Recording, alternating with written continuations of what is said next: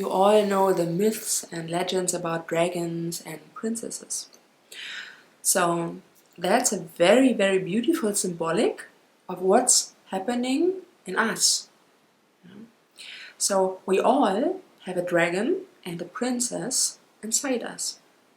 The princess is the part inside us what is connected to our heart, to the pure heart, to the innocence, the light, the connection to God. It's the purity. And the dragon is the part inside us. It's actually like a demon, what destroys, what has this immense strength, and what spits the fire. So often we are very unconscious about this part inside us. We don't even want to face it, and mostly project it on others. So this part, what we all have inside us, wakes up, for example, if somebody from the outside triggers us. It's like in the movie, like first the dragon inside us opens one eye, and then the second, and when we wake up and the anger, the rage comes, the will to destroy. And we get often blind in that because we don't see it. We project it on the other one and say, okay, he or she is responsible for our feelings. And this dragon can actually cause a lot of damage in our life towards us, but also towards others. So we need to be very, very aware. So those legends, we know all, it's about always, there are two main scenarios.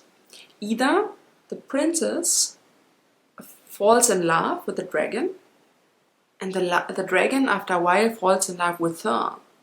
So it's about like inner dance, inner transformation, where both become one. Like she is mastering the dragon. She awakes the heart of the dragon. Because every dragon has also another side inside him. Also a wise and big heart. The will to protect. And also he wants to serve the princess, to protect the princess. And he has a lot of wisdom. Also he is, like he can't die. He lives eternally. So he knows the secrets. So there's also a big, like very light strength inside the dragon. And this comes out with a love for the princess.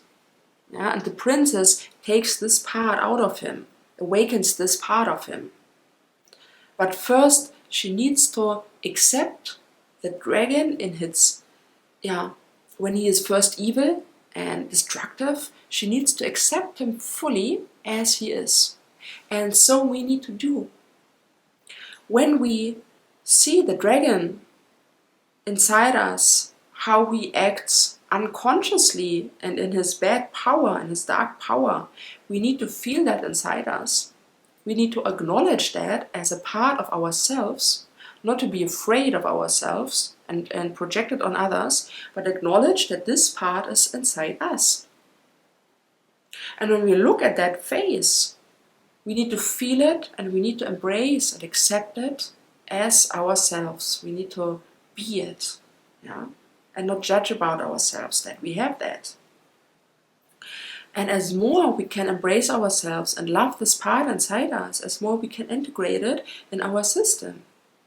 The princess inside us is embracing it with unconditional love and acknowledges as a part of themselves.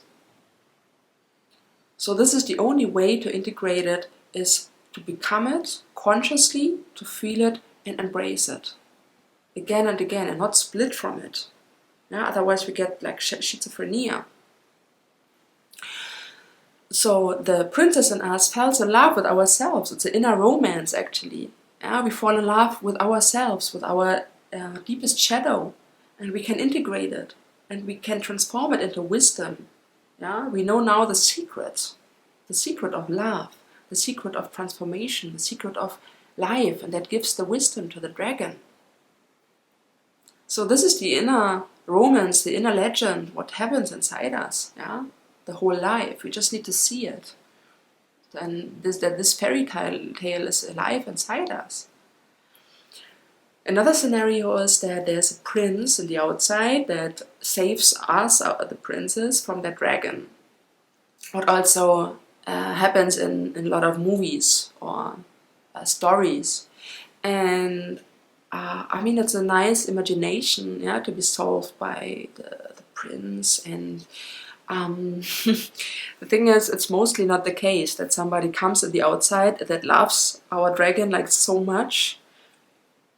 And yeah, fights with that dragon to death, yeah, and risks his own life just to save the princess inside us. It happens. There are love stories like that. And I also had men in my life who helped me with that and made me aware, but nobody of them killed my inner dragon.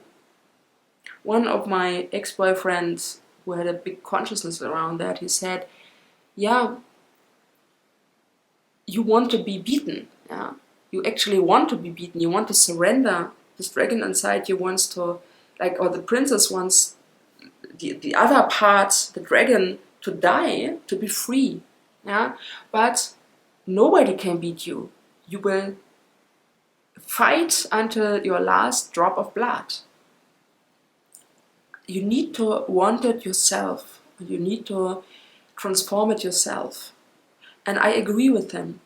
So from the outside, somebody can support you, your partner can support you. He can love you as you are unconditionally. That's also his challenge and his growth and his chance of transformation. Yeah? By acknowledging and loving your inner dragon, he also loves his inner dragon. Yeah? And the outside is like inside. So if somebody loves you as you are unconditionally, he also can love himself or herself unconditionally. So it's a reflection. And that's why the other one can help you and help themselves. But in the end, you also need to do your inner process. And your inner dragon will always fight unconsciously against the other one, yeah, and provoke the other one and project on the other one. So be responsible and see your inner dragon and acknowledge and thank somebody else who helps you from the outside to see it, yeah, who loves you, gives you support. Even you might try to damage them, and you did maybe already, yeah, and they still forgive you and be there for you. So be very grateful for that if you have somebody like that, yeah. But also see yourself and acknowledge that you don't even want that somebody from outside really kills your dragon because you don't want to lose that power. You want to have that power just in a healthy way. You want to integrate that dark power. Yeah, you can't really kill that dark power. It's not possible. Yeah, you can't get rid of it. It's about integrating. It's about feeling. It's about integrating by embracing it and by loving it, by loving yourself. It's about self-love. And that makes you to the king or the queen. Yeah? The princess becomes a queen through that process. And the queen rides her dragon. Yeah? So this is what's happening inside us. And it's like, yeah, we are living fairy tale. It's actually very exciting, and yeah, those legends are not there for nothing. Yeah, it's not just from our fantasy. They are archetypes of ourselves. If you want to dive deeper into that and work with me, shamanic or tantric, you can go on my website and write to me. I do sessions online, but also trainings. And I would love to see you and meet you, and yeah, wish you blessings, love, and a great union with your inner princess and dragon.